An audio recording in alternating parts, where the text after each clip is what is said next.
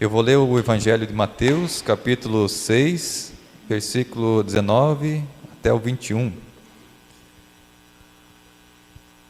Diz assim: Não ajunteis para vós tesouros na terra, onde a ferrugem e as traças corroem, onde os ladrões furtam e roubam. Ajuntai para vós tesouros no céu, onde não consomem nem as traças, nem a ferrugem, e os ladrões não furtam e nem roubam. Porque onde está o teu tesouro, aí também está o teu coração. Palavra da salvação. Glória a vós, Senhor. Fazendo uma pequena reflexão sobre esse trecho do Evangelho, em que Jesus nos coloca o essencial da nossa vida, né? O que é, onde está o nosso coração? O que nos motiva a quando a gente sai de casa, a quando a gente acorda? O que a gente tem por finalidade na nossa vida? Em que nós gastamos as nossas energias? Vai dizer assim que onde está o nosso tesouro, está o nosso coração. E qual que é o tesouro que nós devemos cultivar? Que tesouros são esses que podem ser acumulados no céu? Nós sabemos que não é bem material, porque bem material não pode ser levado para o céu. Que seriam então esses bens que Jesus está falando? Ajuntai tesouros no céu, onde não pode ser corrompido nem roubado. Se nós formos ver São Paulo, o apóstolo, ele já vai dar a resposta para nós do que seja então esse tesouro que nós podemos aguardar no céu. Ele vai dizer assim que as profecias vão passar, o dom das línguas vai acabar, o dom da fé também vai se extinguir, a esperança também não vai mais existir quando a gente chegar no céu. No entanto, uma coisa vai permanecer eternamente. Essa coisa é a caridade, é o amor. E como é que a gente acumula amor no céu? Amando, fazendo boas obras aqui na terra, né? Um pouquinho antes dessa passagem do Evangelho em que ele fala dos tesouros, Jesus, no Sermão da Montanha, foi falar daquelas 3 coisas que nós fazemos quando estamos preparando para a Quaresma. As primeiras leituras que vêm é aqueles 3 conselhos de misericórdia de Jesus: a esmola, o jejum e a oração. E Jesus vai dar o segredo para que essas obras que são boas em si mesmas tenham frutos. Que significa o quê? Quando você faz aquilo por amor a Deus. Para que o fruto seja guardado no céu, ele precisa ser feito por amor a Deus. Por que a caridade cristã não se compara com a filantropia dos maçons, dos espíritas? Porque eles não fazem por amor a Deus, como nós fazemos. Jesus vai dizer assim: quando você rezar, não reze para que alguém veja você rezando e ache a tua imagem uma imagem boa, te elogie. Você faça unicamente por amor a Deus e, de preferência, reze escondido no seu quarto, para que Deus, o Pai, te veja rezando e depois Ele te recompense no céu. Ou seja, vai guardando os tesouros no céu. A mesma coisa Ele faz com o jejum. Tem pessoas que jejuam para aparecer para outras pessoas como sendo um penitente, um asceta. E Jesus vai falar assim: quando você jejuar, tome um banho, lave bem o rosto, se perfume, para que ninguém veja e perceba que você está jejuando, para que ninguém venha te elogiar e você se encha de vaidade, para que você não se sinta santo além do que de fato é. E é Deus, o Pai, quem vai te dar a recompensa, não são as pessoas. Se você recebeu o elogio, a tua recompensa já está no elogio e não vai ter recompensa depois. E a mesma coisa a oração, ele falou da esmola, né? A esmola é da mesma coisa, que a tua mão esquerda não saiba o que faz a tua mão direita. De tal modo que você não receba elogios, não faça caridade para buscar elogios e nem mesmo para se sentir bem. Você faz a caridade por amor a Deus. E esses são os modos do porquê os nossos tesouros são acumulados no céu. Guardai tesouros no céu, onde nem a traça, nem a ferrugem corroem, e nem os ladrões assaltam e roubam. Então o próprio Jesus vai dar o segredo do que e como nós devemos nos portar nessa vida.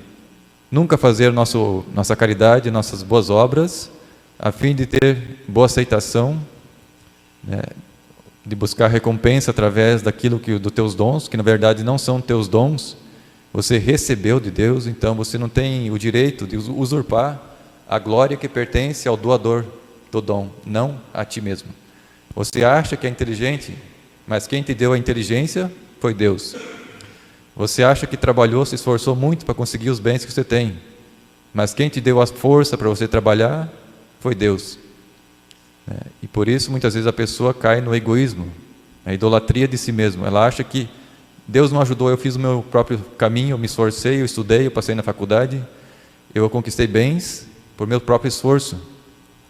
Onde está Deus que não me ajudou em nada, né? Quando eu peço uma coisa, Deus não me atende. No entanto, não percebe que a própria existência dessa criatura está sendo sustentada pelo próprio Deus. Os dons naturais são dom de Deus. Os dons sobrenaturais são dom de Deus. A pessoa que tem o dom da profecia, o dom da pregação, o dom do governo, todos os dons que nós temos na igreja, que são dons do Espírito Santo, são todos vindos de Deus. Ele é o nosso benfeitor supremo. Por isso, nenhum de nós tem o direito de se orgulhar pelo bem que possui em si e pelo bem que faz aos outros. Tudo vem de graça e tudo volta a Deus como aquele que é o princípio e o fim de todas as coisas. E Jesus vai ensinar então como ter um bom fruto, né? Para nós que somos cidadãos do infinito, o porquê existe o movimento Cidadão do Infinito. Preparar filhos para o reino, e Nossa Senhora vai dizer, esse reino é um reino só de amor. E o amor não é vaidoso, como diz São Paulo na Carta aos Coríntios, não se orgulha de si mesmo, tudo suporta as diferenças, tudo aquilo que é difícil, é penoso na convivência, tudo isso é suportado pelo amor. Não significa que não vai ter problemas, né? Que não vai ter cruzes, mas vai ser um reino só de amor, porque todos vão se amar, porque vão ver na outra pessoa não simplesmente um inimigo, um adversário. Ela vai ver ali a presença do Cristo. Tudo que você faz ao próximo é a mim que você está fazendo. Se você está dando de comer para alguém que está com fome, é ao Cristo que você está fazendo. Se está dando de beber a alguém que está com sede, é a Cristo. Mesmo que você não simpatize com a pessoa, mesmo que aquela pessoa não seja uma pessoa virtuosa, mesmo que seja uma pessoa egoísta, que te causa mal, que te calunia, que te ofende, mesmo assim você tem que amá-la pelo que ela representa para Deus. Para Deus, eu não sou maior que você, e nem a pessoa pecadora é maior que eu, e nem eu maior que ela. O que Deus quer é que nós amemos uns aos outros, e nos amando uns aos outros, elevemos aquele que está no pecado, numa condição inferior, à condição de filho, que ele receba também a graça de ser iluminado pelo Espírito Santo e saia dessa situação de escravidão, de orgulho, de egoísmo, de maldade, de malícia, e com isso ele se torne também um entre muitos, né, membros da igreja, e essa é a missão da igreja, levar essa luz ao mundo. Ide ao mundo inteiro e fazer com que todos se tornem meus discípulos, batizai-os em nome do Pai, do Filho e do Espírito Santo, e ensinai tudo aquilo que eu vos ensinei, não só uma parte, não só o que agrada, mas tudo. Essa é a missão da igreja, essa é a missão dos cidadãos do infinito. Enquanto nós estamos aqui, nessa última passagem na Terra, né, nós vamos estar, todos nós já passamos a metade da idade, pelo menos que estão aqui na capela, né, com exceção do filho da Denise, todos nós já estamos na ladeira, né? Depois dos 35, o corpo começa a se preparar para descer mais até cair debaixo do buraco, né? É a tendência, a gente cresce até os 30, desenvolve, e depois vem a nossa natureza é fraca, e com isso o tempo vai judiando, né? Vai maltratando. Mas graças a Deus, pensando sobre a questão da morte, que é o que nós vamos meditar um pouco hoje, nós estamos aqui, na verdade, no mundo, preparando o nosso céu. E a forma de preparar o nosso céu, muitas vezes, é pensando no próprio fim da nossa vida aqui na Terra, que é a morte. E se for analisar, se nós estivéssemos no paraíso, claro que nós queríamos viver para sempre, né? Mas o fato de nós vivemos nesse mundo aqui, eu vejo que é uma grande misericórdia de Deus que Ele permite que a gente morra. Eu acho que é um dom grandioso saber que essa vida aqui vai chegar um momento que nós vamos deixar ela. Se nós pudéssemos viver para sempre nesse mundo, eu acho que nós seríamos as pessoas mais frustradas e felizes. Se a gente não pudesse viver a nossa natureza na sua plenitude, como nós desejamos, como Deus nos quis. E a morte, com certeza, é essa porta de passagem, né? Assim como aquela imagem da criança que está no útero da mãe, ela não sabe o que tem para lá de fora, o que existe nesse mundo. Ela não conhece o rosto da mãe, não conhece a luz do sol, não conhece nada do que existe aqui fora. Eu fico imaginando, quando nós estávamos lá, qual seria a nossa sensação em ter que vir ao mundo, sem saber o que existia depois, né, quando saísse do útero da mãe. E nós estamos assim também agora, que estamos aqui, nós não sabemos como vai ser esse parto, que é a morte. Nós temos medo porque nós não sabemos o que tem do outro lado, né? Pela experiência não sabemos, mas pela fé nós sabemos, né? Porque a morte não é um problema para Deus. Ela pode ser um problema para nós que não temos fé. Porque Deus, existe ainda um túmulo lá em Jerusalém. Se vocês forem lá, vocês vão encontrar o Santo Sepulcro e ele está vazio. Lá já não há um cadáver, não há um corpo e ossos de Jesus Cristo. Lá só está um lugar onde ele passou um pouco mais de 30 horas. O tempo em que ele desceu aos infernos para anunciar aqueles que estavam na mansão pagã, para receber a notícia da libertação, do grande libertador que foi enviado pelo Pai. E no terceiro dia, a alma do Cristo volta ao seu corpo e ele ressuscita. Seu corpo está glorioso no céu junto do Pai. Então a morte para Deus não é problema. E nem para o cristão. Se morresses com Cristo, credes também que ressuscitareis com Ele. Essa é a nossa fé católica, que há 2000 anos é pregada pelos bispos, pelos padres, pelo Papa. E essa é a fé que nós devemos levar conosco até o fim, até que Ele volte, né? Celebrando a Santa Missa, nós tivemos a graça hoje de comungar Jesus, o Santíssimo Sacramento. Ele que sempre vem até o nosso encontro, graças a esse dom que é o sacerdócio. Se não fosse o sacerdócio, nós ficaríamos famintos, né? Nós podemos alimentar o nosso corpo, mas a nossa alma estaria sedenta, com fome. Graças a Deus, Ele nos deixou o alimento espiritual, esse pão de vida eterna. Quem come dessa carne e bebe desse sangue, terá vida, e vida em abundância, vida eterna. Então nós queremos iniciar esse nosso retiro da Ministra São Miguel Arcanjo. Eu vou fazer uma pequena leitura aqui, uma meditação do livro da Paixão de Cristo. Ele vai fazer uma meditação justamente sobre isso, sobre a fragilidade da nossa vida humana e como nós devemos nos empenhar em, pelo menos todos os dias, pensar que um dia será o último. Existirá uma hora que será a última e que não vai ter mais chance e oportunidade de você fazer mais alguma coisa, né? Ele vai dizer assim: muito depressa chegará o seu fim nesse mundo, por isso olhe como vive. Quando desaparecer de nossos olhos, depressa apagará também sua memória. Quem lembra dos grandes poderosos do passado? Morre aquela geração, o máximo que sobra é uma pequena lembrança num túmulo. Já ninguém lembra da pessoa, né? Por mais poderosa que fosse.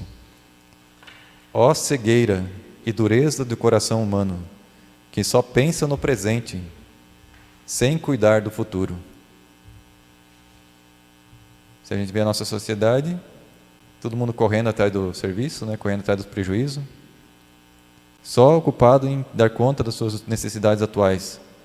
E quem está cuidando da alma? Quem está cuidando de manter essa esperança de um dia passar dessa para uma melhor, para o céu? Em todas as suas ações e pensamentos deveria comportar-se como se hoje houvesse de ser a tua morte. como seria? Eu não sei se eu viveria da mesma forma se eu soubesse que hoje à noite, ou hoje à tarde, às 6 horas, ia me dar um infarto, eu ia morrer. O que eu estaria fazendo agora? Que providências eu tomaria?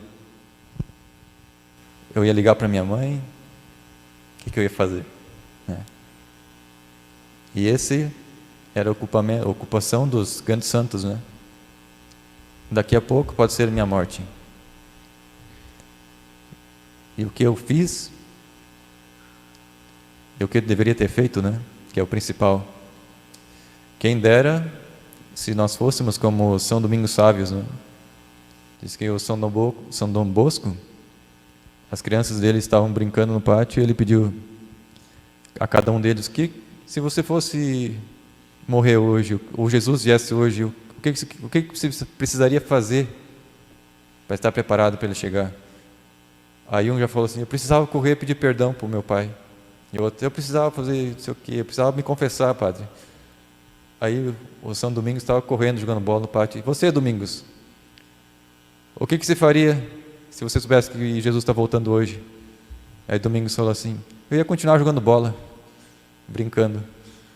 Porque ele já vivia essa preparação perfeita, né? Ele vivia antes morrer do que pecar, era o lema dele. Ele não queria cometer nenhum pecado, nem o menorzinho, nenhum pecado leve. Então, o que fica de exemplo para nós é isso. Viver como se daqui a pouco fosse o último minuto, né? Se você soubesse que vai morrer hoje, você ia engolir muita coisa, muita humilhação, muitas vezes para não ofender, porque sabe que não vale a pena perder uma amizade, perder um relacionamento, né? Engolir muitas vezes algo difícil, né? Mas sabendo que é supérfluo, é vaidade, tudo vai passar, né? Se tivessem consciência pura, não temeria muito a morte. Ele está falando aqui, a imitação de Cristo. Se a gente tivesse essa consciência, nós não teríamos medo da morte. E é justamente o exemplo de São Domingos, né? Ele não tinha medo nenhum. Melhor seria evitar o pecado que fugir da morte. Muito melhor evitar o pecado que fugir da morte. Se você foge do pecado, você não precisa temer a morte, porque você não tem o que temer.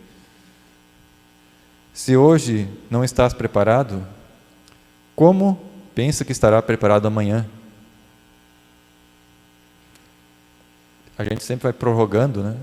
A conversão, a mudança de vida, aqueles passos importantes que a gente tem que tomar. Hoje você se sente não está preparado para enfrentar os juízos de Deus. E quem te garante que amanhã você vai estar preparado? Nós sabemos que a gente costuma enrolar, né?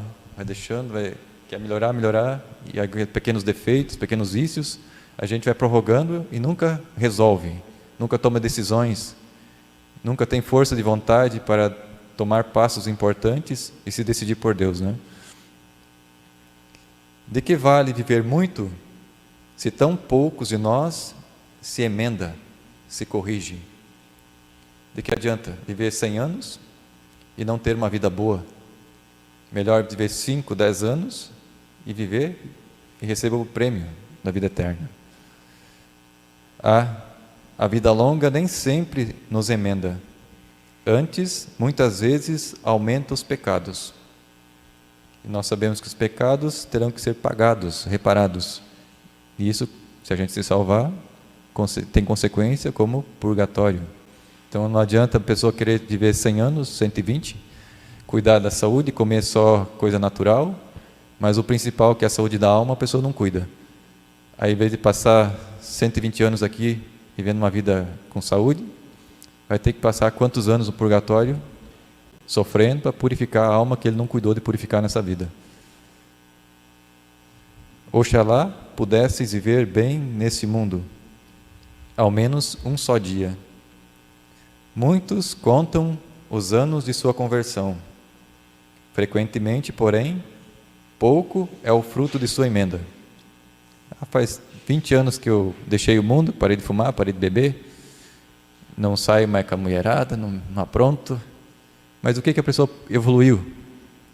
Que fruto de santidade a pessoa tem? ela simplesmente largou um pecado grave, mas ela não progride coisa alguma. É um católico tíbio, frio. E esses, Jesus fala no Apocalipse, que são vomitados da boca dele, porque ficam em cima do muro. E o muro pertence ao diabo. A pessoa que está decidida a seguir Cristo, a proposta é séria, né? Ele não fala assim, vá pensar, depois se me diz, ele fala assim, siga-me. Deixe que os mortos enterrem seus mortos. Você vem e segue-me. Quem põe a mão no arado e olha para trás, não é digno de mim. Ou seja, o Cristo, que é a decisão, que é a determinação, vontade decidida. E as pessoas que entram na vida, que pensam que se converteram, mas vivem uma vida relaxa, continuam contando piada suja, continuam falando besteira, falando de coisas que não devem, que não corrigem a própria língua. São pessoas que não evoluem, ao contrário, regridem. Quem não cresce na vida espiritual, ela está regredindo. Muitos contam os anos da sua conversão. Se tão temerosos é o morrer, pode ser que seja mais perigoso viver e viver muito. A gente tem medo da morte, mas a gente devia ter medo de viver bastante e viver mal, né? Mais ou menos isso que ele está falando. Bem-aventurado o que traz sempre diante dos olhos a hora da morte. Considere que também por aquele caminho há de passar. Está meditando de algo que de fato vai acontecer. Não é uma especulação. A morte chega a todos. E se você pensar nela todos os dias, com certeza você estará vivendo de uma forma um pouco melhor, mais consciente dos limites da sua existência, da importância e responsabilidade dos seus atos, daquilo que você faz na vida. A gente vê nas imagens de santos antigos, que a gente encontra nos livros, alguns deles, eles tinham no quarto, na cela deles, uma caveira. E muitas vezes era a caveira de um próprio irmão dele, da comunidade que morreu. Ele segurava o crânio e ele ficava, todo dia, ele olhava para aquilo lá e um dia vai ser eu. Um dia vai sobrar isso aqui de mim, só o osso, só o crânio. E os monges, tinham algumas ordens que se cumprimentavam. E eles falavam, quando se encontravam um pelo outro, eles falavam assim, memento mortis. O que significa memento mortis? Lembre-se que vai morrer. Em vez de a gente falar bom dia, de manhã ele mandava falar para o irmão, lembra que você vai morrer. Aí o outro irmão falava assim, carpe diem, viva bem, aproveite o dia e viva bem. Essa era a saudação que eles faziam no mosteiro.